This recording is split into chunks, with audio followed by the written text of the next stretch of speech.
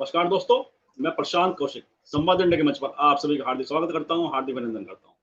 जैसे कि आप सभी जानते हैं कि संवाद इंडिया के मंच पर विभिन्न महत्वपूर्ण विषयों पर चर्चा हम आपके सामने लेकर आते रहते हैं और आज भी इसी संदर्भ में देश की राजनीति से जुड़े बहुत ही महत्वपूर्ण विषय पर चर्चा हम आपके सामने लेकर आए हैं। आप सभी जानते हैं कि कल का जो दिन था भारतीय राजनीति में बड़ा महत्वपूर्ण दिन था और सत्ता पक्ष और विपक्ष ने दोनों ने अपने गठबंधन को लेकर जो उनके तमाम कयास लग रहे थे उनके गठबंधन स्वरूप को लेकर वह काफी कुछ कल क्लियर हो गए हैं और कौन किसके पाले में खड़ा है, कौन कहाँ पर खड़ा है, यह भी सारा इस पर से पर्दा उठ गया है। और इसी विषय पर हमारी चर्चा है कि आने वाले समय में जो कल पर्दा उठा है, तस्वीर क्लियर हुई है गठबंधन के स्वरूप की दोनों पक्षों की, वह आने वाले समय में उनकी राजनीति किस दिशा में जाएगी, उनके लिए कौन से मुद्दे महत्वपूर्ण होंगे, किस तरह से अपनी रणनीति को अंजाम देंगे। इस पर चर्चा करने के लिए हमारे साथ देश का बहुत ही वरिष्ठ पैनल इस चर्चा में हमारे साथ जुड़ा हुआ है। हमारा सुनील शुक्ला जी इलाहाबाद से, जो कि देश के जाने माने बहुत ही वरिष्ठ पत्रकार हैं, उनका मैं बहुत बहुत अभिनंदन करता हूँ, स्वागत करता हूँ। साथ ही राजेश शर्मा जी मेरठ से जुड़े हुए हमारे साथ, बहुत ही वरिष्ठ पत्रकार हैं और अनेक वर्षों का पत्रकारिता का उनका प्रिंट मीडिया में अनुभव है, उनका भी मैं स्वागत करता हूँ। साथ ही मुकुल त्रिपाठी जी हमारे साथ अमर उजाला से काफी समय उन्होंने कार्य किया और इस समय लखनऊ से हैं, उनका मैं स्वागत करता हूँ, अभिनंदन करता हूँ। तो चर्चा की शुरुआत सबसे मुकुल जी से करता हूँ। मुकुल जी, जैसे आपने कल की जो तस्वीर देखी, फोटो आए, वीडियो आए, दोनों सत्ता पक्ष और विपक्ष के, किस तरह से गठबंधन के आकार देने के, गठबंधन को बड़ा बनाने में दोनों तरफ से प्रयास काफी हुए और जहाँ 26 दलों का उनकी संयुक्त बैठक हुई बंगलौर के अंदर विपक्ष की, वहीं सत्ता पक्ष ने 38 दलों की बैठक कर एक मैसेज दिया कि हमारे साथ ज्यादा राजनीतिक दल हैं। लेकिन इसके पीछे जो सच्चाई है कि जो राजनीतिक दल दोनों पक्षों ने इकट्ठे किए हैं, उसमें कितने लोगों का वजन है राजनीतिक तौर पर, उनके पीछे जो वोट है या समर्थक हैं कितने बड़े हैं और आने के समय में उनके लिए क्या रणनीति उन दोनों पक्षों की होगी, आपको क्या लगता है मुकुल त्रिपाठी? जैसे हम लोगों ने जो कल चर्चा की थी उसी का ही ये पूरा आज एक नया निकल के आया। जैसे मैंने बोला था कि कई दल ऐसे हैं जिनके एक भी प्रतिनिधि लोकसभा में भी नहीं है, तो आज इसका खुलासा भी हो गया क्योंकि सारे नाम सामने आए हैं। तो इंडिया जो इनका कांग्रेस का है, इसमें 10 दल ऐसे हैं जिनका कोई एक भी प्रतिनिधि नहीं है जो लोकसभा को प्रतिनिधित्व करता हो। और वहीं जो एनडीए है, एनडीए में 24 ऐसे दल हैं छोटे छोटे जिनका कोई प्रतिनिधित्व नहीं है। तो ऐसे में सवाल उठता है कि ये किस तरह से गठबंधन हो रहा है। 10,000, 20,000, 50,000, 1 लाख, 1.5 लाख, 2 लाख, 5 लाख वाले भी इसमें शामिल है, जिनका जनाधार है बट उतना नहीं है जिस हिसाब से बीजेपी या उनके और अलायंस का है, जो बड़े अलायंस है। तो कुल मिला के तस्वीर तभी सामने आएगी, साफ होगी, जब ये लोग मौके पे क्या करते हैं। गठजोड़ करना, गठबंधन करना एक अलग बात है। सवाल उठता है कि इनकी डिमांड क्या रहेगी। जो कुछ नहीं है उनको कुछ भी मिल जाए तो भागते भूत की लंगोट सही वाला हाल होगा कि ये लोग भी कहेंगे कि हमको एक सीट दे दीजिए। बीजेपी का ये सोचना है कि हमको एक भी वोट हमारा हटने ना पाए। अभी तो देखिए जो 24 है, जो इन्होंने 24 दल तो जिनका कोई प्रतिनिधित्व नहीं, बाकी जो 38 39 है, शायद 38 को बुलाया था, 39 आ गए थे, एक दल और आ गया था कोई बीच में, तो वो 39 हो गए। 39 का भी 40 हो जाए, 45 हो जाए तो कोई बड़ी बात नहीं। इसमें से कितने लोग जाते हैं, इवन विपक्ष के जो खेमा है इंडिया का, इसमें भी ऐसे लोग हैं जिनके जैसे पीडीपी है, सीपीआई एलएम है, एमएमके है, इन सब का कोई प्रतिनिधित्व नहीं है। इनका मानते हैं कि थोड़ा जनाधार होगा, क्षेत्रीय जनाधार है। क्षेत्रीय जनाधार को ना हमसे हटे, इसको लेके बीजेपी ने अपनी एक रणनीति बना रखी है कि हम किसी को मना नहीं करेंगे। अभी अकाली दल आया नहीं, अकाली दल का कल संदेश दे ही चुके हैं कि हमको किसी से बैर नहीं है। प्रधानमंत्री जी ने खुद दिया था, मोदी जी ने। तो जब इस तरह से इनके पास खुला ऑफर चल रहा है तो जाहिर बात है जिसके पास सत्ता होती है हर आदमी उधर ही की तरफ दौड़ना चाहेगा। जो नहीं आ रहे हैं उनके लिए बीजेपी को सोचना पड़ेगा कि उनकी क्षेत्रवार जो जो दल हैं, चाहे वो आपके पश्चिम बंगाल का चाहे हो, चाहे आपका बिहार का हो, जहां जहां देश में अलग अलग क्षेत्रीय दल जो विपक्षी खेमे में है, उनको अपने दल में लाने या तोड़ने के लिए बीजेपी के जितने भी रणनीतिकार हैं, या इनको कैसे डैमेज किया जाए, इसकी रणनीति अब बनेगी धीरे धीरे, क्योंकि अब सारे नाम सामने आ गए। तो देखना बड़ा रोचक होगा 2024 का इलेक्शन, के भी हमारे पास 6-8 महीने हैं। इस 8 महीने में ऊंट कितनी बार करवट बदलता है और कौन, अभी बहुत कुछ होगा। अभी ये बहुत शुरुआत है, अभी देखिए आगे क्या क्या होता है, क्योंकि ये सारी जितनी भी विपक्ष तो कुछ नहीं कर पाएगा, लेकिन जो भी होगा मुझे पूर्ण विश्वास है कि ये काम एनडीए के और अमित शाह, मोदी जी और इनके रणनीतिकार जो है उन्हीं की तरफ से होगा और हम लोग रोज ऐसे ही चर्चा करेंगे। जी जी जी जी, बिल्कुल ठीक कहा आपने कि आने वाले समय में और क्या नया डेवलपमेंट हो सकता है, इसकी चर्चा काफी भी है और कुछ आगे कहा नहीं जा सकता है। मैं राजेश जी के पास था, राजेश जी से आपने मुकुल जी को सुना, और आप पश्चिम उत्तर प्रदेश की राजनीति को भी बखूबी समझते हैं और काफी आपका वर्क रहा है पश्चिम उत्तर प्रदेश की राजनीति को कवर करने का। अब क्या लगता है जो गठबंधन का जो बना है विपक्ष का, जो इंडिया नाम दिया गया उसको, उसमें जयंत चौधरी भी कल शामिल हुए हैं। तो जयंत चौधरी के शामिल होने से और अखिलेश यादव और कांग्रेस का जो गठजोड़ जो संभावित हो गया है, पक्का लगभग एक तरह से माना जा रहा है, उसके क्या परिणाम राजनीतिक तौर पर आप देख रहे हैं, आपको क्या लगता है राजेश शर्मा जी? देखिए सर, चूंकि ये जो पूरा गठबंधन है, अब से पहले जब हम 2019 की बात करते हैं तो यहाँ हमारी सीट के बराबर में मुजफ्फरनगर लोकसभा सीट है। मुजफ्फरनगर से चौधरी अजीत सिंह चुनाव लड़े थे और टोटल विपक्ष जो है एक तरफ था और भाजपा एक तरफ थी, और अजीत सिंह उसमें हार गए थे। इस समय की जो स्थिति है, हालांकि वो दौर अलग था, 2014 और 2019 का दौर अलग था। अगर हम आज के परिप्रेक्ष्य में वेस्ट यूपी की बात करें तो अब वेस्ट यूपी में बहुत सारे ऐसे मुद्दे हैं जिसको लेकर बीजेपी को लेकर लोगों में गुस्सा है।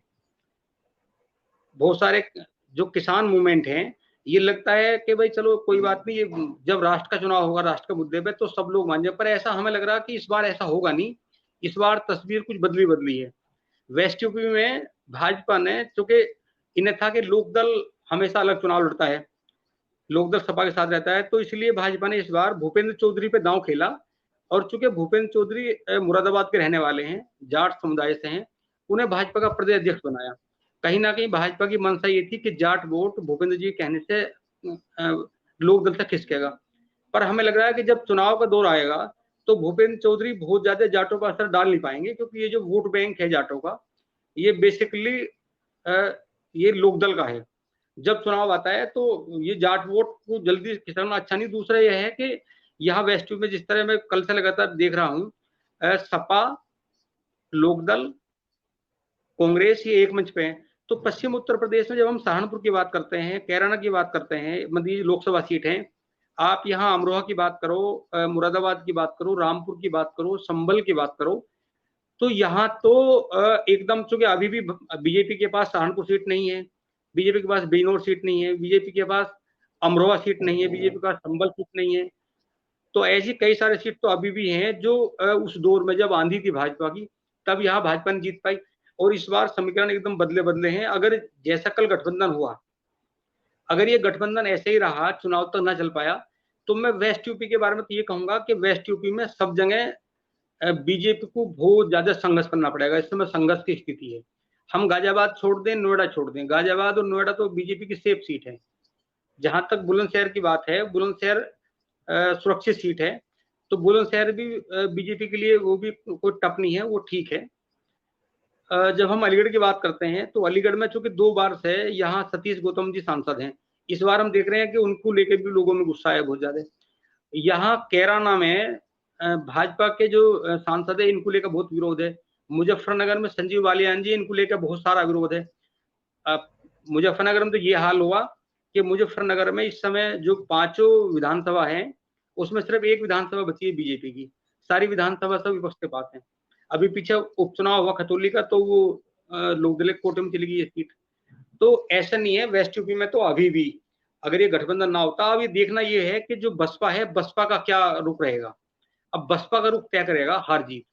गठबंधन, ये जो गठबंधन कल बना है, अगर ये चुनाव तक ऐसे रहा तो ये तो प्रभावी है। हमें लग रहा है कि अगर ये गठबंधन रहा, क्योंकि 2014 वाली स्थिति बीजेपी की इस समय है नहीं। अब जो सब मुद्दे बीजेपी के थे, सब मुद्दे हैं अब सामने। जहां तक राष्ट्रीय मुद्दों की बात है तो बहुत सारी समस्याएं हैं। वेस्ट यूपी में आप देखिए, जो किसानों के मूवमेंट हैं, यहाँ इतनी चिटिंग हुई है। मैं एक दिन देख रहा था कि शुगर मिल के मालिक हैं, वो सब मुख्यमंत्री जी से पुरस्कार ले आए कि हमने जो है सबका भुगतान कर दिया। और अभी किनौनी मिल के किसानों का बवाल चल रहा था कि उनका 12 दिसंबर से भुगतान ही नहीं हुआ। अब आप बताइए कि शुगर मिल वाले जो लाभी है, कितना किसानों के साथ में ये तो भ्रमित करने वाली है, शासन को भ्रमित कर रहे हैं। आपने अभी 12 दिसंबर तक का भुगतान किया और मुख्यमंत्री से पुरस्कार ले लिया कि हमने भुगतान कर दिया। तो ये जो इस तरह जो सच्चाई है ना, देखो सच्चाई तो अखबारों में कुछ भी कह सकते हैं, टीवी चैनल में कुछ भी कह सकते हैं, पर जब धरातल पे आप बात करोगे, लोगों से बात करोगे, तब आपको असली सच्चाई का पता चलेगा। वेस्ट यूपी के जो गांव है, गांव में इतनी समस्याएं हैं कि अब वो तो समय बताएगा कि वो राष्ट्र के मुद्दों पे जाएंगे, कहाँ जाएंगे। इस समय इतनी दिक्कत है कि रात में किसान जंगलों में 11 बजे तक 12 बजे तक जंगलों में रहते हैं। जितने भी आवारा पशु हैं वो लगातार पूरा 10-10, 20-20 पशु एक साथ चलते हैं, नुकसान करते हैं और फिर पशु हमला भी कर रहे हैं। वेस्ट यूपी में घटना होगी, कई किसान मर गए पशुओं से। तो यहाँ के जो लोकल मुद्दे हैं, फिलहाल लोकल मुद्दों को लेकर लोगों में नाराजगी है बीजेपी को लेकर। और जहां तक चुनाव का मामला है, तो जो विपक्षी है पश्चिम उत्तर प्रदेश में, अगर ये रहा तो ये विपक्ष बहुत भारी पड़ेगा, बीजेपी को बहुत मुशक्कत करनी पड़ेगी जीत के लिए। जी जी जी। अभी जब हम हरियाणा की बात करते हैं तो देखो हरियाणा की स्थिति भी ऐसी है। हरियाणा में भी ये स्थिति है, जिस तरह पश्चिम उत्तर प्रदेश की जो स्थिति है वही हरियाणा में भी है। पर अब ये है कि समय बताएगा। फिलहाल अगर यही गठबंधन रहा तो हमें लग रहा है कि वेस्ट यूपी में भाजपा को बहुत कड़ी मुशक्कत करनी पड़ेगी अगर जीतना है तो। जी जी।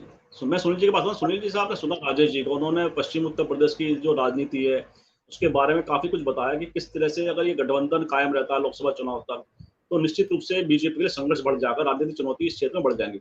अब क्या लगता है जो कल का परिदृश्य था राजनीतिक तौर पर, राष्ट्रीय स्तर पर अगर हम बात करें, तो ऐसे जैसे मुकुल जी ने कहा कि बहुत सारे ऐसे दल हैं कि दोनों पक्षों में जिनके पास कोई संसद में उनका कोई मेंबर नहीं है, लेकिन उसके बावजूद भी आज संख्या बढ़ाने का जो खेल चल रहा है गठबंधन में, यह क्या संदेश देता है, इसके क्या मायने हैं? सुनील शुक्ला जी। धन्यवाद प्रशांत जी। जो कल का राजनीतिक गतिविधियां रही हैं, उसको अगर आप सिलसिलेवार उसकी व्याख्या करें तो ढेर सारी राजनीतिक तस्वीर सामने आती है।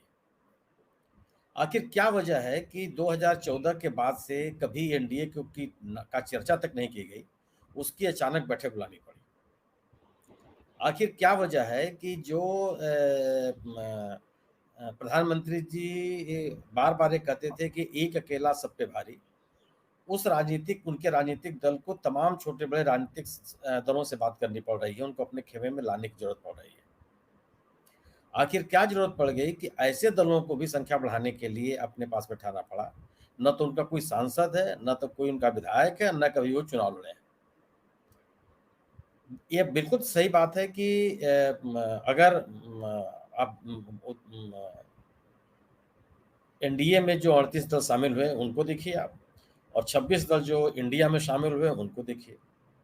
26 दल जो इंडिया में शामिल हुए उसमें से 11 दलों की सरकारें 11 राज्यों में हैं। 11 राज्यों में उन दलों की सरकारें हैं जो उस बैठक में शामिल हुए।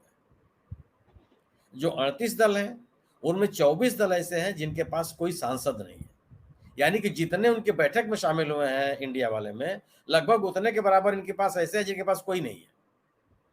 यह कहना बिल्कुल सही है कि विधायक सांसद उनके पास नहीं है। इंडिया में भी आरजेडी का कोई सांसद नहीं है, लेकिन क्या आरजेडी कोई राजनीतिक ताकत नहीं है? आम आदमी पार्टी का कोई सांसद 2019 में चुनाव नहीं जीता था, अब जाकर के जालंधर से एक उम्मीदवार जीत करके आया है। क्या आम आदमी पार्टी की कोई राजनीतिक ताकत नहीं है? जितने 38 सांसद पार्टियां मौजूद रही हैं एनडीए में, उनके जो विधायकों की संख्या है उनकी तुलना में जो 26 दल हैं इंडिया में उनकी ज्यादा है। अगर आप लोकसभा में नहीं है, विधानसभा में आपकी ताकत कितनी है इसका भी मूल्यांकन कर लीजिए। और जो एक महत्वपूर्ण राजनीतिक दल का नाम आप बताइए जो इंडिया में शामिल हुआ। उस दल के एनडीए की सबसे बड़ी ताकत है वह है मोदी जी का अपना प्रभाव, एक नेता के रूप में उनकी स्वीकृति, लोगों से उनकी उम्मीदें। हम नेता क्यों चुनते हैं? उस नेता से, उस सरकार से हम उम्मीद करते हैं कि हमारे जो समस्याएं हैं, हमारे जो रोजमर्रा की दिक्कतें हैं, हमारे जीवन में जो गुणात्मक परिवर्तन लाने के लिए जो आवश्यकताएं हैं, उनको आप पूरा करेंगे। राजेश जी ने कहा कि पश्चिम उत्तर प्रदेश में नाराजगी है। क्यों नाराजगी है? कोई मेड़ सिवार का झगड़ा तो है नहीं, किसी ने किसी के पेड़ से आम तो तोड़ नहीं लिया है, किसी ने किसी का धान का खेत तो नहीं काट लिया। ये नाराजगी क्यों है?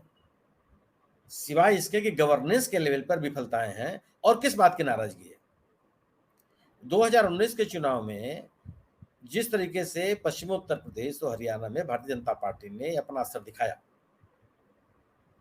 2022 के चुनाव में भी जिस तरीके से भारतीय जनता पार्टी ने विधानसभा के चुनाव में पश्चिम उत्तर प्रदेश में असर अपना दिखाया, उससे तो ये लग रहा था कि कोई असर नहीं पड़ना चाहिए।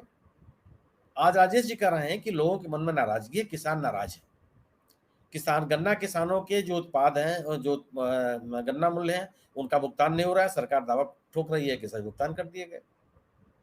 जो आवारा पशुओं की समस्याएं थी जिनके बारे में कहा जाता था कि मार्च होते ही, प्रधानमंत्री जी ने कहा था कि मार्च 2019 के 2022 के बाद ये आवारा पशुओं की समस्याओं का समाधान कर लिया जाएगा। आज 2023 में बैठे हैं, 2023 जुलाई है। ये क्या स्थिति है सबको पता है। राजेश जी उसकी पूरी व्याख्या की। इन दोनों दलों ने, एनडीए ने अपने साथ उन राजनीतिक दलों को जुटा करके कोशिश की जिसकी आवश्यकता नहीं थी। अगर आप ताकतवर हैं, अगर आप सोचते हैं कि जन समर्थन आपके साथ है, और अगर आप नहीं हैं, आपके मन में यह है कि हमारी राजनीतिक धरातल खिसक रहा है, मेरा जनाधार खिसक रहा है, तो आपको तमाम लोगों को जोड़ने की आवश्यकता पड़ गई।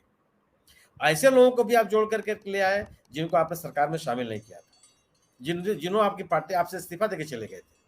ओम प्रकाश राजभर साहब कहते कि भगवान भी कहेंगे तो मैं भारतीय जनता पार्टी में नहीं जाऊंगा।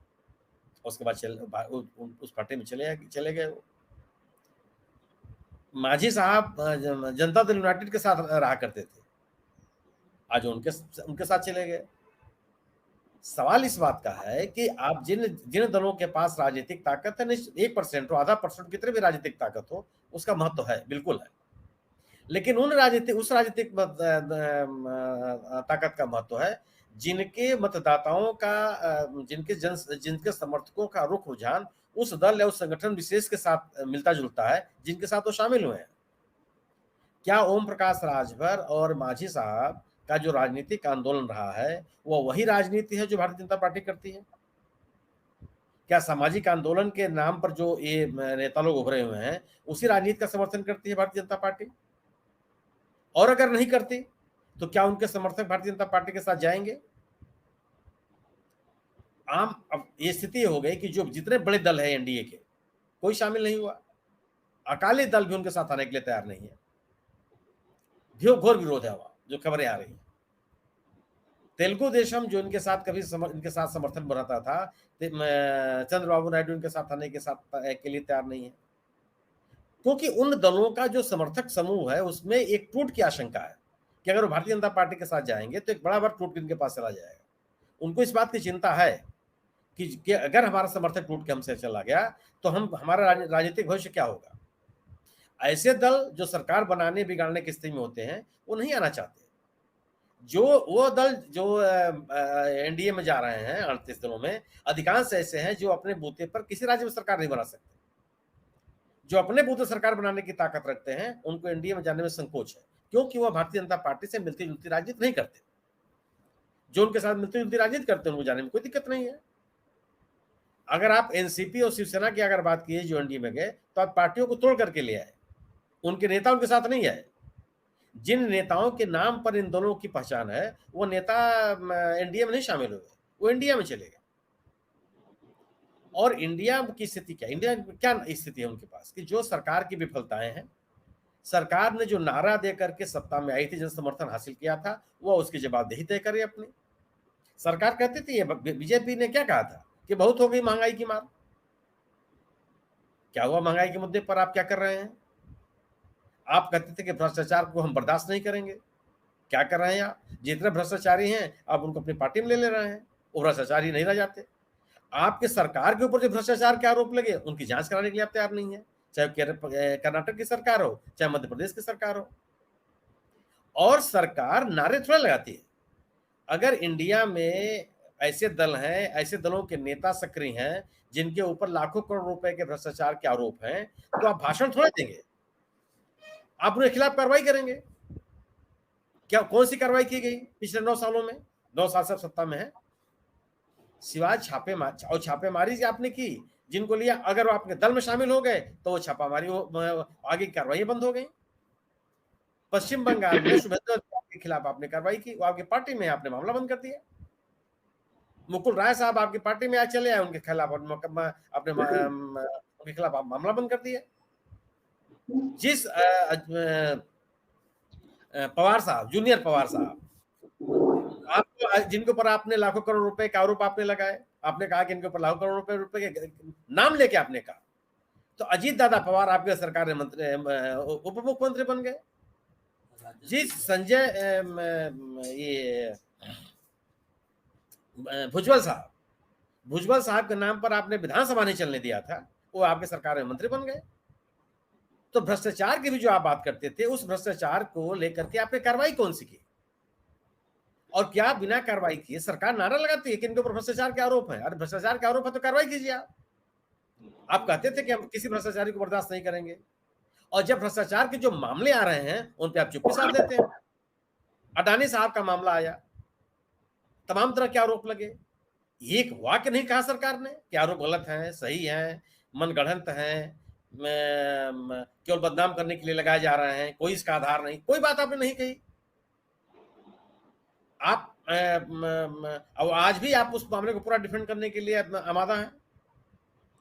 आप कहते थे कि आप रोजगार सृजित करेंगे, और आप जिस कदर से निजीकरण को प्रोत्साहित कर रहे हैं, रोजगार मिलेगा कहां लोगों को? जो सरकार की विफलताएं हैं वो महत्वपूर्ण है, और मेरा यह मानना यह है कि अगर सरकार की जब विफलताएं होती हैं तो नेता का भी व्यक्तित्व प्रभावित होता है, जिसने उन विफलताओं से, उन समस्याओं से देश को आगे ले जाने का आश्वासन दिया था। अगर वो आश्वासन पूरे नहीं होते तो मेरी अपनी मान्यता यह है, मेरी अपनी समझ है कि उससे उस नेता का भी व्यक्तित्व प्रभावित होगा, जो व्यक्ति जनता को इन आश्वासनों के नाम पर, इनके नाम पर जन समर्थन हासिल किया था। वो स्थिति नहीं रह जाती। और मैं मान लेता हूं, और तथ्य भी है, जो सर्वेक्षण बता रहे हैं कि मोदी जी के लोकप्रियता में कोई कमी नहीं आई, ठीक है, लेकिन जो उनका विरोधी नेता है उनकी लोकप्रियता में वृद्धि हुई है। राहुल गांधी की लोकप्रियता में कितनी वृद्धि हुई है, ये सर्वेक्षण बता रहे हैं। एक व्यक्ति, जिस नेता को आपने खारिज करने की कोशिश की थी, वो तो खारिज हुआ नहीं। आपने कांग्रेस मुक्त भारत का आश्वासन दिया था, मुख्य लड़ाई में है वो। जो बातें आपने कही थी, और उस नेता को जिसको आपने अगंभीर,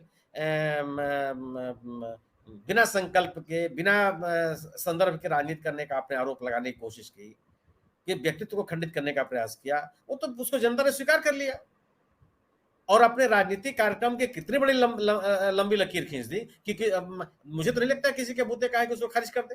4,000 किलोमीटर की यात्रा कोई कर ले पैदल पैदल, विपरीत मौसम में भी, और इतने लोगों को साथ लेकर के। आपने विपक्ष को खारिज करने की कोशिश की। क्या कहा आपने? कि विपक्ष बेईमान है, विपक्ष चोर है, विपक्ष केवल जनता का धन लूटने के लिए है, विपक्ष परिवारवाद को बढ़ावा देने के लिए है। क्या भूपेश बघेल परिवारवाद के परिचायक हैं? क्या अशोक गहलोत परिवारवाद के परिचायक हैं? क्या सिद्धारमैया साहब परिवारवाद के परिचायक हैं? कौन है? क्या सुक्खू साहब हिमाचल प्रदेश में परिवारवाद के परिचायक हैं? और आपके पास क्या है? अब अजीत दादा पवार किसके परिचायक हैं? ज्योतिरादित्य सिंधिया साहब किसके परिचायक हैं? किसकी बात करते हैं आप? किसी अनुप्रिया पटेल जी किसकी परिचायक हैं? सवाल ये नहीं है। जो बातें आपने की थी, सबको आपने नकार दिया अपने राजनीतिक हितों के लिए। राजनीतिक दलों को तोड़ करके राजनीतिक ताकत नहीं बटोरी जा सकती। दूसरे दलों के नेताओं को अपने पार्टी में शामिल करके राजनीतिक ताकत नहीं बटोरी जा सकती। राजनीतिक ताकत अपने कार्यक्रमों, अपने राजनीतिक गतिविधियों और अपने गवर्नेंस के बूते ही बटोरी जा सकती है। एक ऐसे नेता लोग हुए हैं जो एक विधानसभा क्षेत्र से 50-50 साल प्रतिनिधि रहे हो लगातार। क्यों रहे? उन्होंने एक नेतृत्व दिया और राजनीतिक गतिविधियों को उन्होंने बढ़ावा दिया। आपने कहा था किसानों का आय आप दोगुनी कर देंगे। वह किसान 1 साल से ज्यादा समय तक खुले आसमान के नीचे बैठे रहे। क्या इसका राजनीति पे असर नहीं पड़ेगा? इसका लोगों के ऊपर इसका असर नहीं पड़ेगा? आप कहते थे कि बेटी बचाओ बेटी पढ़ाओ। देश के प्रख्यात महिला पहलवान जिन्होंने अंतरराष्ट्रीय जगत में हम इस देश का सम्मान बढ़ाया है, वो खुले आसमान के नीचे बैठी रही और आप सुनने के लिए तैयार नहीं थे। एक वक्तव्य तक आपने नहीं दिया। कानूनी प्रक्रिया जो होती सो होती, संगठनात्मक स्तर पर भी आपने पूछा तक नहीं कि क्या आरोप लग रहे हैं। बल्कि जो महिला पहलवान धरना दे रहे थे उनको बदनाम करने की आपने कोशिश की। तो आप गवर्नेंस की बात नहीं कर रहे हैं। आप ये नहीं बता रहे हैं कि 9 साल से हम सत्ता में हैं तो हमने किया क्या। आप एक कृत्रिम वातावरण बनाने का प्रयास करते हैं। आप कहते हैं कि हम 5वीं अर्थव्यवस्था हो गए। हमारी जीडीपी कितनी बढ़ गई? अर्थव्यवस्था नापने के तो पैमाने हैं ना, उन पैमानों की बात कीजिए आप कि हमारी जीडीपी कितनी बढ़ गई,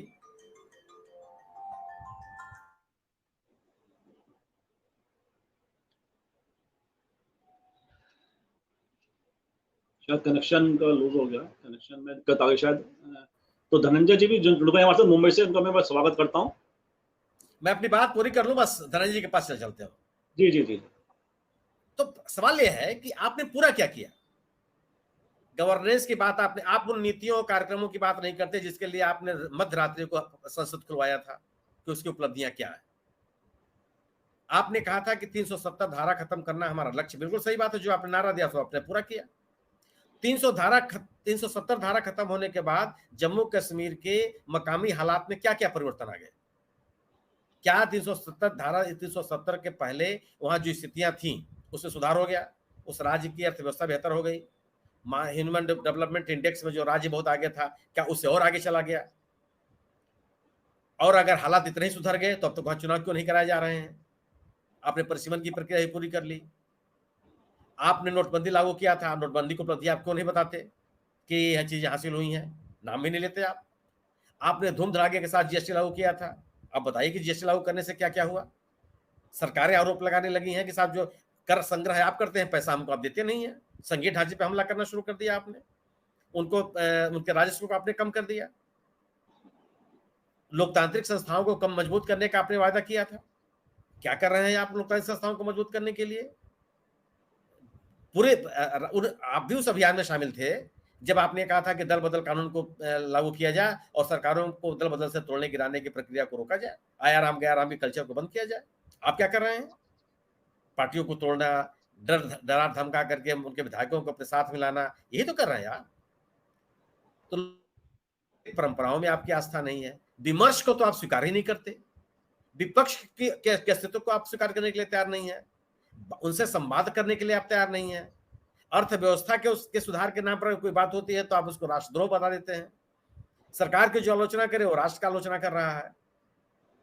अर्थव्यवस्था की स्थिति है, आप कहते थे कि जब रुपए की कीमत घटती है तो आज देश का आत्मसम्मान घटता है। आज उस नारे की चर्चा कभी नहीं कर रहे हैं आप कि रुपए की कीमत कहाँ चली गई और हम कहाँ हैं। रोजगार के अवसर क्या बात करते थे, रोजगार के अवसर कितने हैं इस देश में, आप ही बता दीजिए। वो एक गवर्नेंस पे आप फेल हो गए, नीतियों पे आप फेल हो गए, राजनीतिक गतिविधियों पे आप फेल हो गए, और सरकारी मशीनरी बोलते सरकार तो चला सकते हैं, लोगों को अपने साथ जोड़ नहीं सकते। इस इंडिया ने इन्हीं चुनौतियों को इस सरकार के सामने रखा है, लोगों के बीच रखा है, और लोगों को के बीच में जाकर कहने की कोशिश की है कि जो समस्याएं हैं उनके लिए उनका समाधान जनता के बीच में, जनता से जुड़ करके अपनी बात को आगे बढ़ाने का प्रयास किया। इसीलिए मेरा मानना है कि उस इंडिया में वो तमाम दल शामिल हैं जो सीधे जिनका पब्लिक कनेक्ट बेहतर है। राहुल गांधी ने अपने भारत जोड़ो यात्रा के माध्यम से पब्लिक कनेक्ट को जो बढ़ाने की कोशिश की, इंडिया के गठन होने तक उस मुहिम को और दूर तक ले जाने की कोशिश, एक सांगठनिक कोशिश है। और मुझे लगता है कि संख्या भले 38-37 जो भी बता दें एनडीए के लोग, यह जो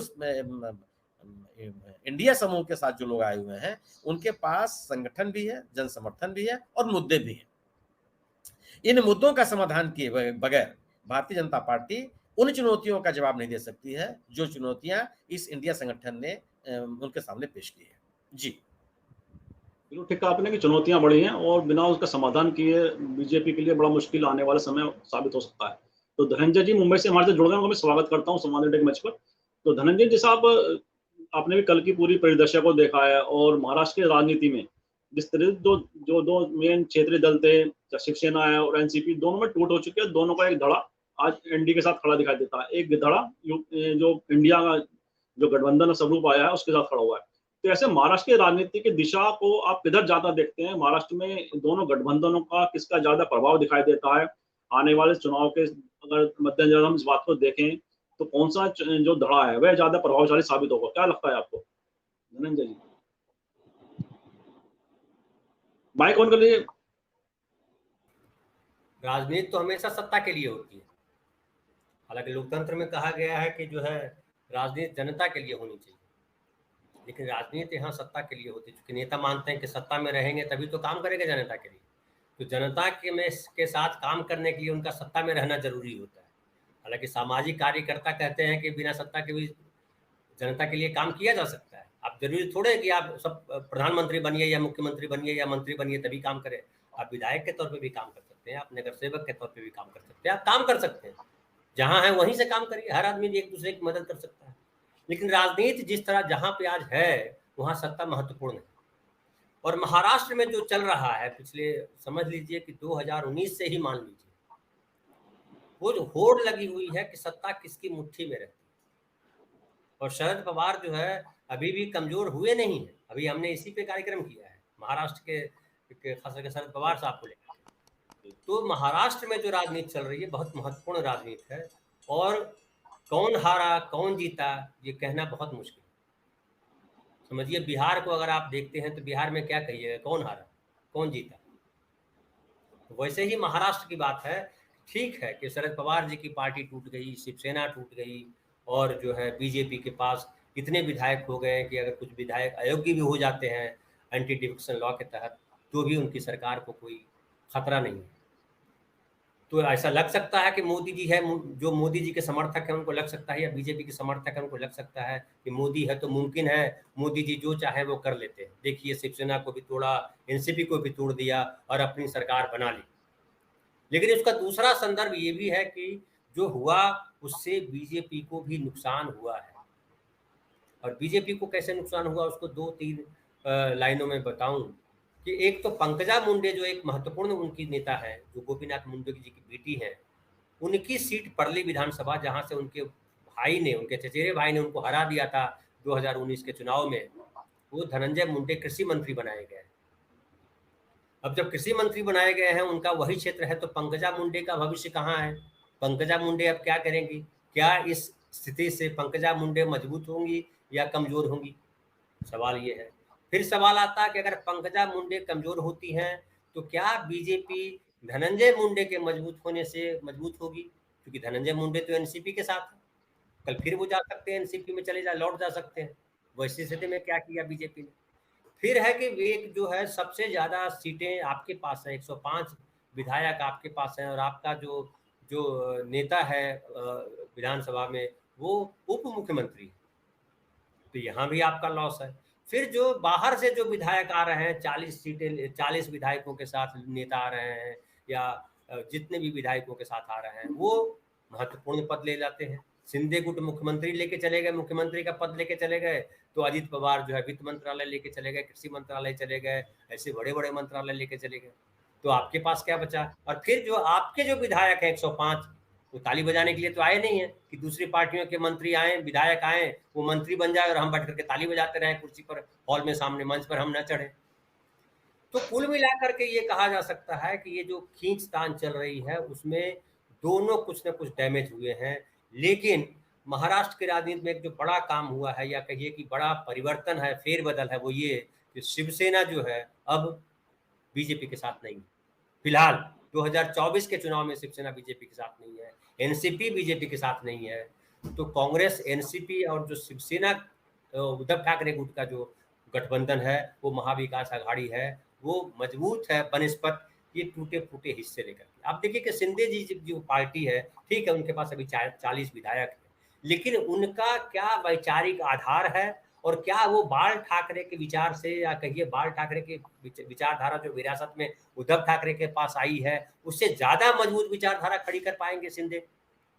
शिवसेना के ही समर्थक है उनके सामने, तो आपको समझ में आएगा कि नहीं, ऐसा नहीं हो सकता। ठीक वैसे ही आप समझिए कि क्या अजित पवार शरद पवार से ज्यादा ताकतवर नेता साबित होंगे जनता के बीच में? तो आपको चलेगा कि नहीं। तो वैसी स्थिति में आप समझिए कि 2024 के चुनाव में बीजेपी विनिंग पॉइंट पे है, या विनर है, या जो महाविकास आघाड़ी है वो विनर है, ये बड़ा स्पष्ट हो जाता है। तो इसलिए महाराष्ट्र की राजनीति जो है मैं बहुत बोलूंगा बहुत सही दिशा में है और बहुत सही राजनीति हो रही है। राजनीति इसी को कहते हैं कि कौन किधर क्या है कुछ पता न चले आपको, जब खींचतान चल रही हो। और देख लीजिए कि यहाँ पे वो उनका जो कहते हैं प्रधानमंत्री जी कि भ्रष्टाचारियों को जो इन्होंने पैसे लूटे हैं, 70,000 करोड़ रुपया लूटा है, उसको हम छोड़ेंगे नहीं, हम गारंटी देते हैं जेल में बंद करने की।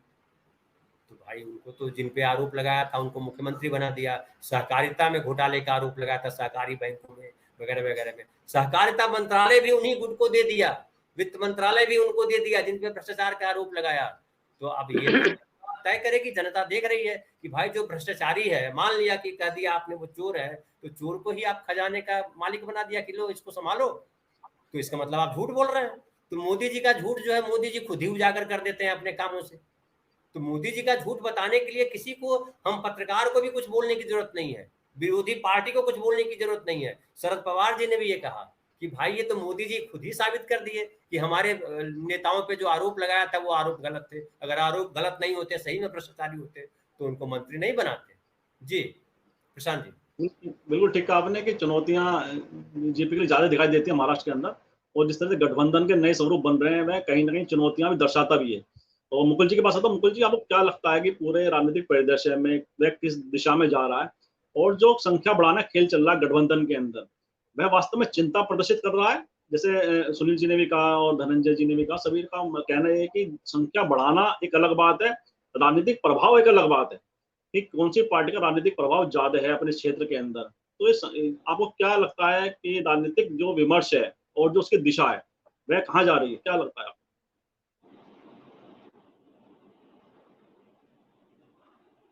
माइक ऑन कर लीजिए।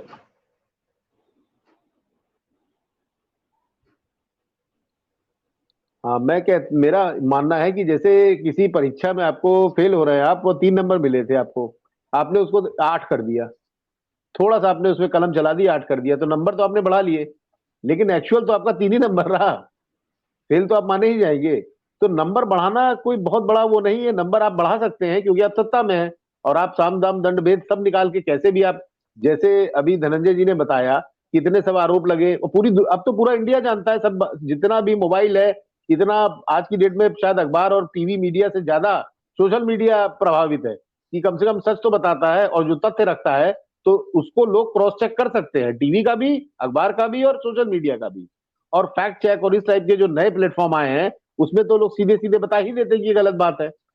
तो कुल मिला के ये है कि नेता को शामिल करना अलग बात है, लेकिन वो जो उसको 1 लाख और 1,70,000 80,000 वोट जितने वो जीता था, क्या वो सभी इनके साथ चले जाएंगे, जो मैं उस दिन बात बोल रहा था एक डिबेट में? तो ये संभव नहीं है कि आपको आप अगर मान लीजिए 50,000 के मार्जिन से जीतते हैं, आपको कुल 90,000 वोट मिला है, सेकंड नंबर पे कोई और पार्टी रही है, तब की परिस्थिति और अब की परिस्थिति में अंतर होगा। आप नेता ले जा सकते हैं, आप जनता को नहीं ले जा सकते, क्योंकि जनता सबसे पहले अगर देखता है तो हमको किसको वोट देना है। मैं अगर समर्थक हूं बीजेपी का तो मैं पहले बीजेपी देखूंगा, आदमी बाद में देखूंगा कि कौन लड़ रहा है। तो बेसिक ये रहता है कि हमारे दिमाग में एक माइंडसेट रहता है, हर मतदाता के रहता है मुझे फलाने पार्टी को देना है। अब महाराष्ट्र में जहां धनंजय जी है, वहां तो सीधे सीधे एक आइडियोलॉजी बाप से बेटा, बेटा से पोता ये चली आ रही है कि अगर ठाकरे परिवार है तो उसके साथ है तो साथी है, एनसीपी के साथ है तो एनसीपी के साथी है। अच्छा, एक बड़ी चीज है कि इन सबको आप जैसे बता रहे हैं कि इन सबको एक साथ नेता चले गए तो क्या सारे वोट चले गए बीजेपी के पास? नहीं, संभव नहीं है। इसमें 2 फाड़ होने तय हैं, 10,000 आते हैं इनके साथ, 50,000 आते हैं इनके साथ, पूरे पूरे आ जाते हैं, ये अलग विषय है। लेकिन ये तब संभव होगा जब इसके परिणाम आएंगे, तब समझ में आएगा एक्चुअल गेम की कितना है। और ये जितने भी हमारे पैनलिस्ट बैठे हैं वो सब बात मान सकते हैं कि नेता के जाने का जनता पे प्रभाव कम पड़ता है, वो अपने ऊपर कहती है कि किसको वोट दे दिया हमने। अगर वो उस पार्टी से वास्तव में कहीं प्रभावित रहती है तो वो खुद ही को दुख महसूस होता है कि ऐसे नेता को मैंने चुना ही क्यों, जो अपने ही निर्णय लेके चला गया। क्योंकि कोई इसका हमारे यहाँ कानून तो है नहीं कि आप दल छोड़ के जा रहे हैं तो आपको एक बार फिर रेफरेंडम में आना पड़ेगा, नहीं, ऐसा कुछ नहीं होता। आपने कमरे के अंदर सोच लिया, आपने डीलिंग कर ली कि हाँ मुझे आना है, आप पहुंच गए उस पार्टी में, आप मलाई खाइए। जो आदमी धोबी है, जो भी अपना काम धंधा कर रहा है वो धंधा कर रहा है, उसको वोट देने जाना था, वोट उसने पार्टी के नाम से। तो पार्टी महत्वपूर्ण है, बिना पार्टी के कोई भी मतदाता घर से नहीं निकलता है, कुछ ही लोग रहते हैं जो निकलते हैं। तो मेरा मानना यह है कि जनता कहां जाती है, किस, फिर वही बात है, कहां ऊंट करवट बदलेगा, ये अभी जो नंबर्स हैं, इस नंबर पे कोई भी कुछ भी कहना कि इनकी जीत सुनिश्चित है। हाँ, नंबर इनके ज्यादा है इसलिए क्योंकि सत्ता में है, और साथ में इनके पास सारी फैसिलिटीज हैं जो एक दल को चाहिए, और शायद ज्यादा है जी। जी और मैं राजेश को पूछा था, राजेश जी आपको क्या लगता है जो धनंजय जी ने बात उठाई थी कि जो दूसरी अगर पक्ष में कोई नेता है तो वह करप्शन का उस पर आरोप लगा सकते हैं, लेकिन साथ ही उसे लेने में कोई संकोच इस समय दिखाई नहीं देता किसी भी पार्टी के द्वारा, खासतौर से बीजेपी के द्वारा, जिन जिन पे वे आरोप लगाते रहे हैं। जैसे अजित पवार का तो रिसेंटली बड़ा एग्जाम्पल है कि उस पर कुछ दिन पहले उस पर करप्शन का आरोप लगाते हैं अजित पवार पर, और 2 दिन बाद या 3 दिन बाद ही उन्हें डिप्टी सीएम की शपथ दिलवाई जाती है। ऐसे ओम प्रकाश राजभर उत्तर प्रदेश के अंदर ऐसे नेता के तौर पर जाने जाते हैं जो लगातार बीजेपी नेतृत्व की, प्रधानमंत्री जी की, मुख्यमंत्री जी की बड़े कड़े शब्दों में आलोचना करते रहे, लेकिन अब वह भी एनडीए का हिस्सा है। तो ऐसे में जो राजनीतिक माहौल जो बनाया जा रहा है उसमें क्या राजनीतिक विश्वसनीयता कम होती जा रही है धीरे धीरे बड़े नेताओं की? क्या लगता है आपको, राजेश शर्मा? देखिए सर, कम से कम जो देश के हमारे प्रधानमंत्री जी हैं, उन्हें तो मंच से ऐसी बात नहीं कहनी चाहिए कि विपक्ष के ये फला चोर हैं, ये फला डाकू हैं। उन्हें ये बात तब कहनी चाहिए, प्रधानमंत्री को ये बात तब कहनी चाहिए जब ऐसे लोगों को अपने से दूर रखें। आप आज कहते हैं, कल उसी अपराधी को और उसी घोटालेबाज को साथ शामिल कर लेते हैं। देखिए जब 2013 में बीजेपी का मूवमेंट चला था, तो उस समय जो नया यूथ था, वो जो यूथ था, यूथ में बहुत उत्साह था, क्योंकि उस समय इतना गूगल पे बहुत लोग सर्च नहीं करते थे, इतना उत्साह था। जो 3 साल का बच्चा है वो भी उंगली से बताता कि ये मोदी जी हैं। ये तो आप मान लीजिए कि आज जो है इस समय वो क्रेज तो नहीं है जो क्रेज 2014 में था। दूसरा क्या है कि जो यूथ है, वो यूथ अब ऐसा नहीं है कि वो अपनी सारी बात मुंह से बोल के बताएगा, वो समझ रहा है, वो एनालिसिस कर रहा है। जब अगर हम उत्तर प्रदेश की बात करें, तो आप देखिए कि हर हर 1 दशक बाद राजनीति में कुछ ना कुछ बदलाव होता है। अभी यहाँ उत्तर प्रदेश में 2022 के चुनाव हुए, और वेस्ट यूपी में ऐसी कम से कम 25 सीटें थी जहां भाजपा के विधायक 200 से 300, मतलब 200 से लेके 1000 वोट से जीते। ऐसे कम से कम 20 से 22 विधायक है। जब हम अगर बुंदेलखंड की बात करें, पूर्वांचल की बात करें या सेंट्रल यूपी की बात करें, तो टोटल मिला के कम से कम 70 से 75 ऐसे विधायक हैं जो 100 से लेके और लगभग जो है 1500 वोट से जीते हैं भाजपा के विधायक। अब यहाँ अब जब हम बसपा की बात करते हैं कि बसपा का जो वोट बैंक है वो स्थिर है। अब देखिए बसपा के वोट बैंक में सेंधमारी के लिए अब सहारनपुर से चंद्रशेखर आजाद हैं, आजाद समाज पार्टी के लीडर। अब से 10 साल पहले उनकी प्रासंगिकता अपने समाज में कितनी थी? उस समय बहुत कम थी, सबको पता है। लेकिन आज के दौर में अगर हम देखते हैं तो वेस्ट यूपी में जो बसपा का एक वोट बैंक है, उसमें सेंधमारी के लिए आजाद समाज पार्टी एक मजबूत एक पिलर के रूप में इस समय लगातार बढ़ रहा है तेजी से। और ये गलती होगी विधानसभा चुनाव में, चूंकि अखिलेश यादव बहुत ज्यादा गंभीरता से चंद्रशेखर आजाद को समझ नहीं पाए, और हमें लग रहा है कि अगर चंद्रशेखर आजाद इनकी साथ लगते तो ये जो सीटें हारे हैं 500-400 वोटों से, 1000 वोटों से, हमें लग रहा है ये सीट वो जीत जाते। और ये जो गठबंधन है ये वेस्ट यूपी में, मैं ये मानता हूं कि जब हम पश्चिम उत्तर प्रदेश में, जब हम सहारनपुर की बात करें, हम शामली की बात करें, हम मुजफ्फरनगर की बात करें, हम मेरठ की बात करें, हम बिजनौर की बात करें, हम संभल की बात करें, हम अमरोहा की बात करें, बरेली की बात करें, रामपुर की बात करें, अलीगढ़ की बात करें, ये ऐसे जिले हैं कि ये यहाँ मुस्लिम जो अल्पसंख्यक है उनकी तादाद अच्छी खासी है। और उनके साथ में जो दूसरे दल हैं, उनका अपना वजूद भी है, उनके अपने लोग हैं, उनका अपनी पूरी लीडरशिप है। हमें लग रहा है कि यहाँ तो ये नुकसान इतना, मतलब ये भरपाई बहुत ज्यादा मुशक्कत बीजेपी को करनी पड़ेगी। अब आप देखो कि करनी और कथनी में कितना अंतर है। लोग देखते हैं, लोग सब देख रहे हैं कि क्या हो रहा है शासन में। एक उत्तर प्रदेश मेरठ के संजीव सिक्का गोयल हैं, एक ये राज्य मंत्री का दर्जा है। अभी आप देखिए कि पूरा अखबार में सुर्खियों में चला कि संजीव गोयल सिक्का तो राज्य मंत्री हैं, इनके साथ में एक भाजपा के पदाधिकारी हैं अरविंद मारवाड़ी, और एक एडवोकेट से रमेश चंद्र गोयल। एक नाबालिग लड़की ने अपनी बात बताई, अपना बयान दिया, तो आप देखिए कि एडवोकेट को पुलिस ने गिरफ्तार कर लिया। पोस्को एक्ट में तीनों पे बराबर केस लगे, एडवोकेट को गिरफ्तार कर लिया, दोनों भाजपा नेता बाहर चल रहे हैं। आप बताइए, जनता देख रही है, सबको ये पता है कि ये इसलिए गिरफ्तार नहीं हो रहे, एक तो सत्ता के राज्य मंत्री हैं, दूसरे संगठन से जुड़े हुए हैं। तो ये जिस तरह का भेदभाव होता है, आप बताइए सामान्य आदमी पर अगर कोई पोस्को लग जाए तो पुलिस उसका जीना तबाह कर देती है। हम कह रहे हैं कि इनका कोई दोष नहीं है, अगर दोष नहीं है तो पोस्को एक्ट क्यों लगा दिया गया इन पे, और अगर पोस्को एक्ट लगा तो इन्हें क्यों गिरफ्तार नहीं किया गया? तो ये जो कानून को लेके जो असमानता वाली बातें हैं, ये सब लोग देख रहे हैं। मैं अभी 3 दिन पहले परिषदगढ़ के गांव में बैठा हुआ था, तो जब मैं गांव में घेर में बैठा हुआ था किसानों के, तो वहां से एक गैस की गाड़ी निकली, जो गैस सिलेंडर वाली सप्लाई करती है गाड़ी, वो गाड़ी निकली, और तो उस पर चर्चा शुरू कर दी गांव के लोगों ने। बोले अब गैस खरीद के क्या करेंगे भाई, गैस तो इतनी 1200 महंगी कर दी। तो उन्होंने नाम लिया कि केंद्र मंत्री है स्मृति ईरानी। भाई 2013 में तो वो बहुत शोर मचाती थी कि भाई गैस 400-450 रुपए का सिलेंडर हो गया, महंगाई होगी महंगाई होगी। अब वो 1200 1150 का सिलेंडर आ रहा है, अब कोई बोलने को तैयार नहीं। जब डीजल की बात होती है किसान, क्योंकि पश्चिम उत्तर प्रदेश किसान, यहाँ जो है किसानों का अपना वजूद है, खेती किसानी वाले लोग ज्यादा हैं। आप बताइए डीजल का रेट जब 60-62 रुपए लीटर था, आज लगभग 90-95 रुपए लीटर, तो फिर यहाँ महंगाई आप क्यों लोग थे। जो यूथ है, मैं देख रहा हूँ अक्सर सोशल मीडिया पे, यूथ ने 2013 की वो वीडियो निकालनी शुरू कर दी मोदी जी की या दूसरे, और जब बोलते थे ऐसा हो रहा है। अब उन्हें कोई बताने की जरूरत नहीं है कि क्या हो रहा है, वो वीडियो 2013 की देख रहे हैं और अब जो वास्तव में हो रहा है इसे दिखा रहे हैं। तो ऐसा नहीं है कि ये जो प्रशासनिक स्तर पे जो बहुत सारी समस्याएं हैं, बहुत सारे लोग परेशान हो रहे हैं, लोगों की समस्या का समाधान नहीं हो रहा। भाई ठीक है, जो कोई खूंखार अपराधी है, पुलिस उसके खिलाफ पूरा एक्शन ले, कोई इसका विरोध नहीं करता। जब सामान्य आदमी थाने में आता है, किसी अफसर के दफ्तर में जाता है, उसके साथ भी इस तरह का व्यवहार होता है कि जैसे अपराधी है। तो लोगों ने जाना बंद कर दिया, लोग डरे हुए हैं। ये तो इतना तो कम से कम सरकार को करना पड़ेगा कि सामने चेहरा देख के व्यवहार करें। पुलिस का ऐसा मामला है, इस समय इतना बवंडर है, लोगों में इतनी दहशत है पुलिस को लेके, शरीफ आदमी थाने में जाता है और डरता है अगर उसके बाद घटना हो जाए। तो ये जो सब चल रहा है इस समय, उठा पटक जो चल रहा है, इसको लेके लोग चुप हैं, लोग ज्यादा बोल नहीं रहे। जब आप गांव में जाते हो तो गांव में लोग आपस में बात करते हैं, उनकी बात सुन लेंगे। अगर हम सुनते हैं तो पता चलता है कि लोगों में अंदर कितना गुस्सा है। सब काम ठीक है, सब लोग राष्ट्रवादी हैं। अब हम लोग देश में पैदा हुए तो हमें ये बताने की जरूरत थोड़ी है कि हम भारत माता की जय नहीं बोलेंगे, क्या नहीं बोलेंगे, सब राष्ट्रवादी लोग हैं। अगर आप ये बताओगे कि भाई राष्ट्रवाद, देश टूट रहा है, ये हो रहा है, तो आज तो गूगल का दौर है।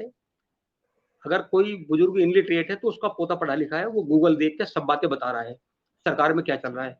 अब कुछ छुपी कुछ बात है नहीं, और ऐसे भी नहीं है कि प्रचार प्रसार अब इतना बड़ा है हर बात का, गांव में भी, गलियों में, शहरों में, हर चीज का नए यूथ है वो एनालिसिस कर रहा है। सब साइलेंट है, जो लोग शोर मचाने वाले हैं वो शोर मचा रहे हैं। पर 2024 को अगर यही माहौल रहा, इन लोगों ने बदलाव ना किया, तो 2024 जो आने वाला है उसके जो परिणाम होंगे वो विपरीत होंगे, चौंकाने वाले परिणाम होंगे। लोग इस समय शांत हैं, और जब जब लोग शांत होते हैं तो उस समय जब चुनाव होते हैं तो उसके परिणाम बहुत विपरीत आते हैं।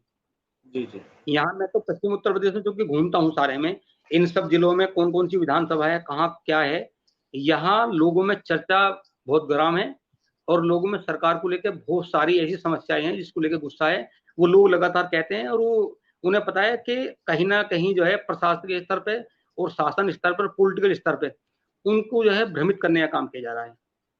तो इस समय सामान्य ठीक, हालात सामान्य नहीं है। आप देखिए, मैं आपको छोटी सी बात बताता हूँ। अभी 10 दिन पहली बात है, मैं एक गांव में बैठा हुआ था। तो जब गांव में बैठा तो वहां पॉलिटिकल चर्चा शुरू हो गई। तो एक बुजुर्ग थे, उन्होंने कहा कि भाई जब 2013 में मोदी जी आए थे 14 के चुनाव में, तो उन्होंने कहा था कि मैं देश से गरीबी हटा दूंगा। अब और बोले इस बार मोदी जी खुद ही बोल रहे हैं कि 81 देश में 81 करोड़ लोगों को हम राशन दे रहे हैं। इसका मतलब ये मान लिया जाए कि देश में 81 करोड़ लोग तो गरीब हैं, बिल्कुल उनका भरण पोषण सरकार पर निर्भर है।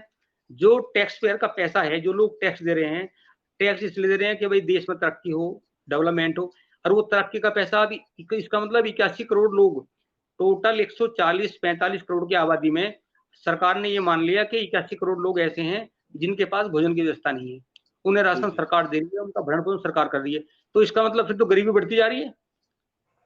जो 2013 में जो आंकड़े दिए थे ये तो उसके अलग है बिल्कुल। अब तो ये मान लिया जाए कि हमारे देश में 81 करोड़ जो सरकार जिस राशन दे रही है वो ऐसे हैं जिनके पास खाने की व्यवस्था नहीं है। इसका मतलब गरीबी बढ़ती जा रही है लगातार। भाई अगर गरीबी नहीं बढ़ रही तो आप 2 लाख करोड़ का बजट क्यों खर्च कर रहे हो? या तो आपका एनालिसिस गलत है, या तो आपकी गणना गलत है। आपने मध्यम वर्ग, निम्न वर्ग और उच्च वर्ग, इसमें आपने तुलना की है, आपने तुलनात्मक, आपके आंकड़े गलत हैं। या तो अफसरों ने घर बैठ के सर्वे कर दिए कि इतने लोग इतने लोग निम्न आय के हैं, इतने मध्यम के हैं। अगर देश में 81 करोड़ लोग ऐसे हैं, जैसे कि प्रधानमंत्री जी बोलते हैं कि 81 करोड़ लोगों को हम राशन दे रहे हैं, इसका मतलब 81 करोड़ लोग ऐसे हैं कि वो हैंड टू माउथ हैं, भरण पोषण का उनके पास कोई साधन नहीं है। तो अगर ऐसी स्थिति है तो ये बहुत खतरनाक स्थिति है, और बहुत खतरनाक है अगर हमारे देश में लगातार गरीबी बढ़ रही है। या फिर दूसरी वजह है कि जो टैक्स पेयर का पैसा है 2 लाख करोड़ रुपए, आप इसे वोट बैंक के लिए इधर ट्रांसफर कर रहे हो। आप राशन दे के वोट बैंक के लिए राशन बांट रहे हो। तो कहीं ना कुछ तो बात है, या तो हमारे देश में गरीबी बढ़ी है सरकार आने के बाद में, या आप जानबूझ के टैक्स पेयर का वो पैसा जो देश के डेवलपमेंट में खर्च होना चाहिए था, उसे आप लोगों तक पहुंचा रहे हो ताकि वोट बैंक बढ़ जाए। तो ये जो ऐसी स्थिति है, इसको लेकर बहुत सारी चर्चाएं होती हैं। अब गांव गांव नहीं रहे, और मैं मानता हूं कि जो वेस्ट यूपी के गांव हैं वो तो सब एडवांस है, एक्टिव हैं। हम वेस्ट यूपी की बात करें, हरियाणा की बात करें, या दिल्ली का जो एरिया है, यहाँ हर चीज पे बहुत बारीकी से लोग, जब दोपहर के समय किसान खेत से आता है तो सब चौपाल में बैठते हैं दो, और इस पे पूरी चर्चा करते हैं, पूरे दिल खोल के। कई बार वो बहस भी होती है। तो ये जो सब चल रहा है, ये सब सामान्य नहीं, ठीक नहीं है, और लोग बोल नहीं पा रहे। लोग को पता है कि जो लोग बोलेगा उसके खिलाफ कोई ना कोई कार्रवाई हो जाएगी, तो लोग चुप हैं।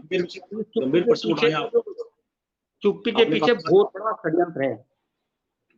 काफी सारे गंभीर मुद्दे आपने उठाए और जनता से जुड़े मुद्दों की आपने बात की कि आप चर्चा करते हैं गांव के ग्रामीण क्षेत्र में, तो वह क्या सोच रहा है ग्रामीण, क्या उसके मुद्दे हैं, क्या उसकी परेशानियां हैं। तो सुनील शुक्ला जी के पास मैं आता हूँ कार्यक्रम के अंत में।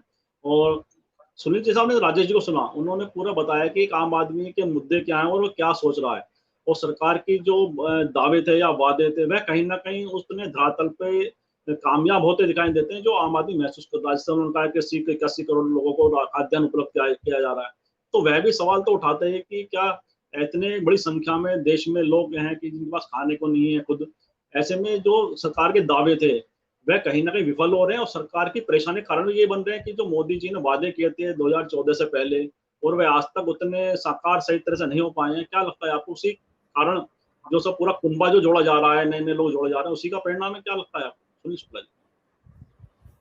नहीं, सरकार अपनी उपलब्धियों की तो चर्चा ही नहीं कर रही है कि हमने दिया क्या है। आप राष्ट्रवाद, राष्ट्रीय एकता, राष्ट्र की रक्षा, ये तमाम बातें तो आप करते हैं, लेकिन सरकार जिस बात के लिए होती है उसकी बात क्यों नहीं करते हैं आप? सरकार होती है बेहतर शिक्षा के लिए, बेहतर जीवन के लिए, कृषि में उत्पादन के लिए, औद्योगिक उत्पादन के लिए, औद्योगिकीकरण के लिए, रोजगार के सृजन के लिए, महंगाई को कम करने के लिए, सामाजिक सुरक्षा देने के लिए, देश की सीमाओं की सुरक्षा के लिए, इन तमाम विषयों के लिए होती है ना। इन विषयों की बात ही नहीं कर रहे हैं कि हमने शिक्षा को सर्वसुलभ कितना बना दिया, हमने शिक्षा में क्या परिवर्तन कर दिए। आप ये बताने के लिए तैयार नहीं है कि आम आदमी को स्वास्थ्य की सुविधाएं एकदम अच्छे तरीके से मिल जाएं, सस्ती दरों पे मिल जाएं, इसके लिए आपने क्या कर दिया।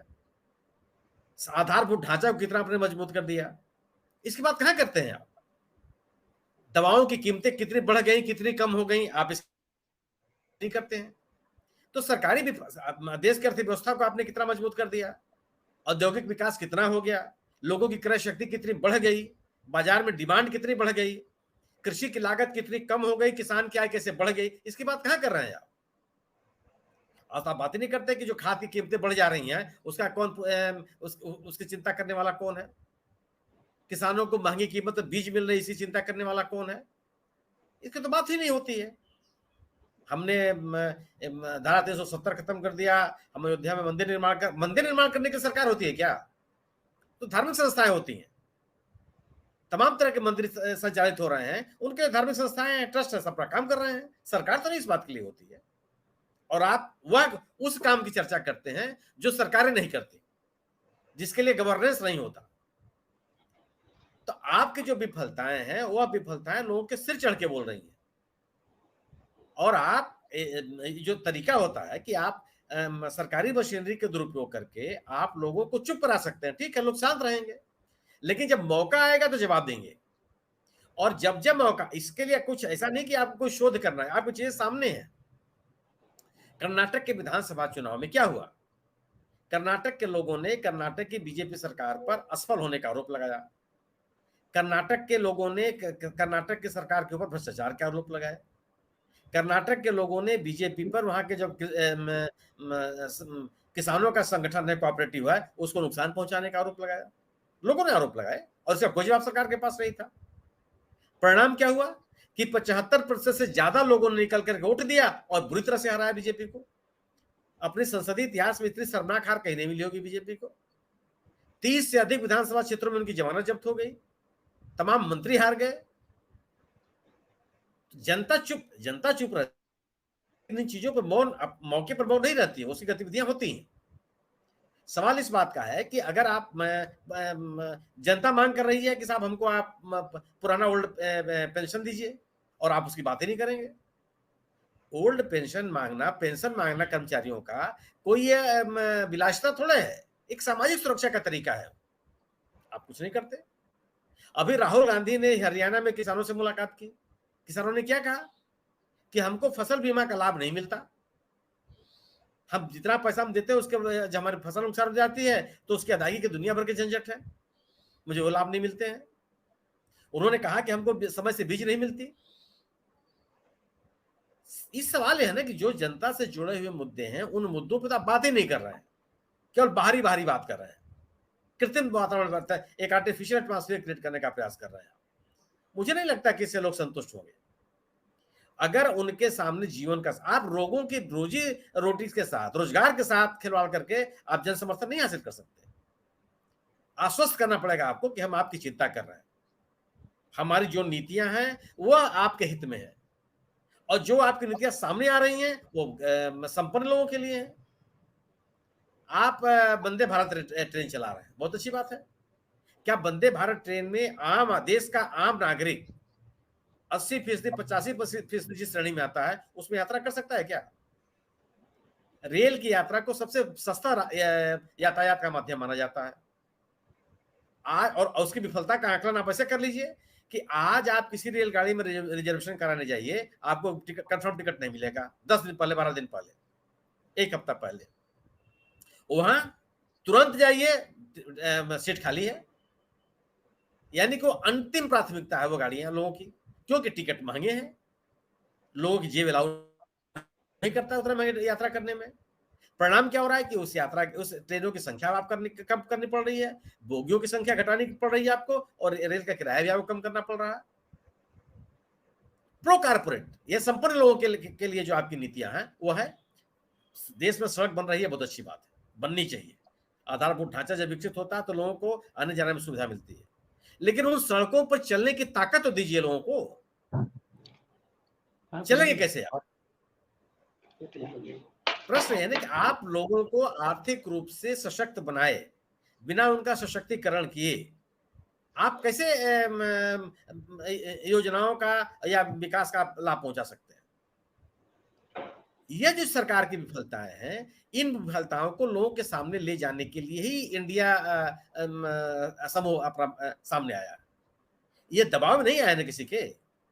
ये जो 26 या 25 या 24 जो भी राजनीतिक दल आए हैं इंडिया समूह में, क्या किसी के दबाव में आए हैं? ये कोई ऐसा राजनेता है या कोई ऐसी राजनीतिक पार्टी है जो इन दलों को दबाव में लेकर के अपने पास लेके चली आएगी? ऐसा तो नहीं है।